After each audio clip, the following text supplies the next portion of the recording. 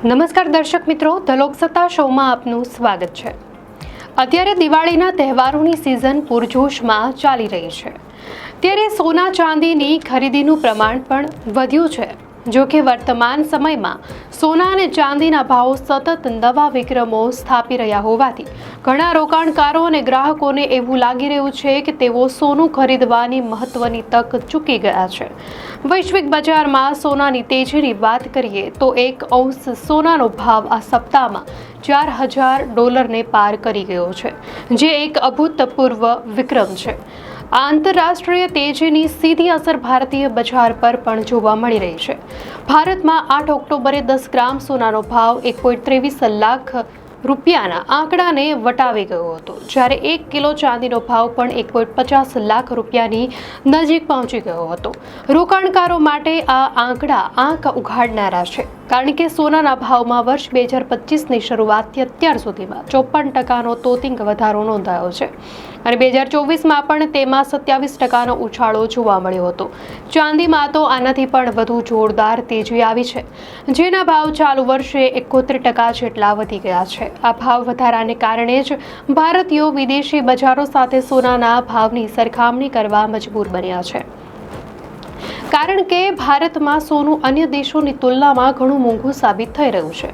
નિષ્ણાંતોના મતે ભારતમાં સોનાની ખરીદી મોંઘી પડવાનું મુખ્ય કારણ વિવિધ પ્રકારની સરકારી ડ્યુટી અને ટેક્સ છે। કોમોડિટી માર્કેટના વિશ્લેષકો જણાવે છે કે ભારતમાં સોનાના ભાવ આંતરરાષ્ટ્રીય ભાવ કરતાં 6 થી 10% જેટલા વધારે હોય છે, જ્યારે દુબઈ અને મિડલ ઇસ્ટના અન્ય બજારોમાં સોનું લગભગ આંતરરાષ્ટ્રીય ભાવે જ ઉપલબ્ધ થાય છે, જેના કારણે ત્યાં ખરીદી કરવી સસ્તી પડે છે।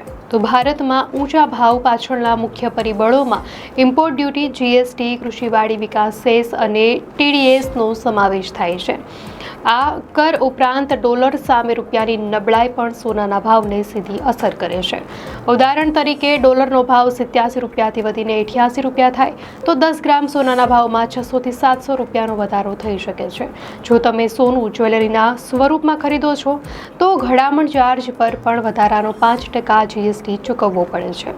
લાંબા ગાળાના રોકાણની દ્રષ્ટિએ પણ જો સોનું 3 વર્ષ પછી વેચવામાં આવે તો નફા પર 12.5% long term capital gain tax લાગે છે, જ્યારે 3 વર્ષની અંદર વેચો તો નફો તમારી નિયમિત આવકમાં ઉમેરાય છે અને સ્લેબ મુજબ ટેક્સ લાગે છે।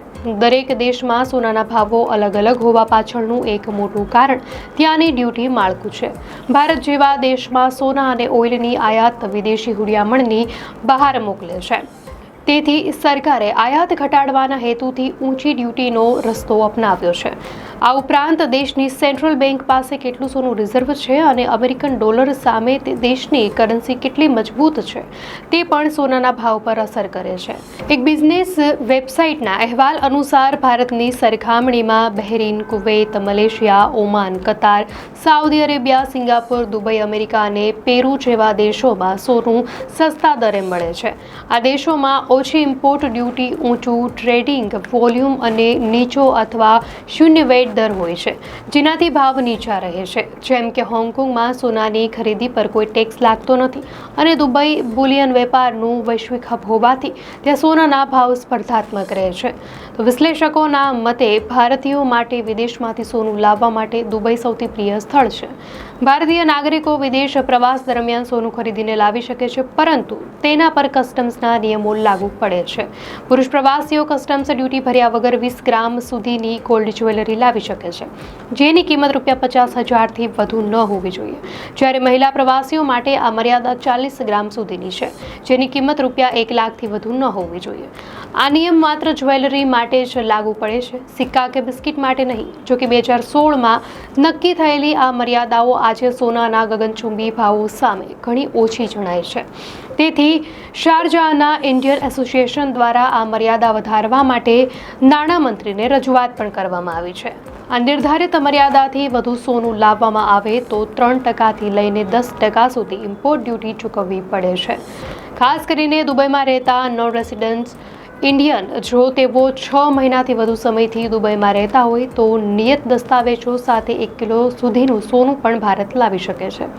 ઉલ્લેખનીય છે કે 2018થી યુએ સરકાર અને ગલ્ફ કોઓપરેશન કાઉન્સિલના અન્ય દેશોએ સોનાની ખરીદી પર 5%ના દરે વેલ્યુ એડેડ ટેક્સ લાગુ કર્યો છે. જોકે પર્યટકો એક રિફંડ સ્કીમમાં રજીસ્ટ્રેશન કરાવીને આ વેટમાં આંશિક રિફંડ મેળવી શકે છે, જેના માટે તેમણે એરપોર્ટ પરથી ખરીદીના 90 દિવસની અંદર ક્લેમ કરવાનો હોય છે.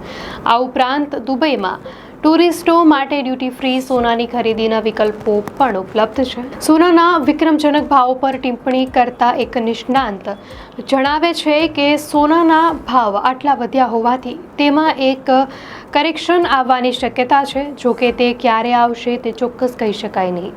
તેમનું માનવું છે કે પુષ્ય નક્ષત્ર અને દિવાળીના તહેવારોના કારણે હાલના ભાવ જળવાઈ રહે તેવી સંભાવના છે, પરંતુ તહેવારો પછી એક મોટા ઘટાડાની શક્યતાને નકારી શકાય નહીં. તેમણે એક રસપ્રદ અવલોકન કરતા જણાવ્યું કે કેટલાક ગ્રાહકોને તો સોનાનો ભાવ 2 લાખ રૂપિયા સુધી પહોંચવાની આશા છે, જેના કારણે જે લોકો અગાઉ 80,000ના ભાવે પણ સોનું ખરીદવા તૈયાર નહોતા તેઓ હાલના ઊંચા ભાવે પણ ખરીદી કરી રહ્યા છે.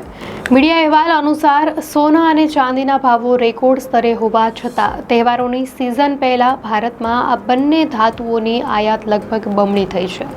ઓગસ્ટ મહિનામાં ભારતે 64.17 ટન સોનાની અને 410.8 ટન ચાંદીની આયાત કરી હતી. ચીનમાં માંગ નબળી પડી છે, ત્યારે ભારતમાં જ્વેલરો અને બેન્કોએ તહેવારોની માંગને પહોંચી વળવા માટે ભારે ખરીદી કરી છે, જે દેશમાં સોના પ્રત્યેના અખંડ મોહને દર્શાવે છે. દર્શક મિત્રો, આ માહિતી આપને કેવી લાગી? આપની પ્રતિક્રિયા અમને કોમેન્ટમાં ચોક્કસથી જણાવશો.